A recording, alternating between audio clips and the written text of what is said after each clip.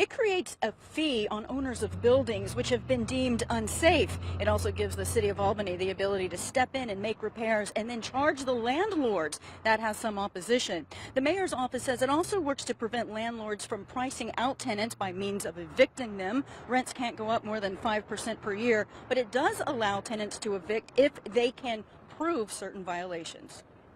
The city of Albany says the passage of historic fair housing legislation was meant to improve the relationship between a landlord and tenant. It mandates landlords educate tenants on their rights and responsibilities. It also allows the city to step in and make repairs and can also revoke a residential occupancy permit when an owner seriously neglects their property. I think it has to be isolated to look at that individual landlord, not a blanket thing. Chris Morris is the director and co-founder of Schenectady Landlords Influencing Change. She says some landlords haven't been able to pay bills because renters took advantage of the state and federal rent moratoriums, and that needs to be taken into consideration. When you are doing at the expense of the other totally, that's just wrong and unconscionable, and we can't stomach that. Currently, there are no known plans for Schenectady or any other Capital Region city to follow Albany's lead. But Mayor Sheehan's office says since introducing this legislation, a council member from Rochester reached out about the legislation.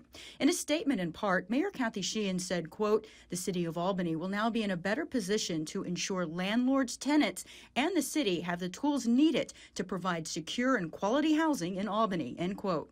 There are rules and laws and standardizations of any kind of contract, of any kind of agreement.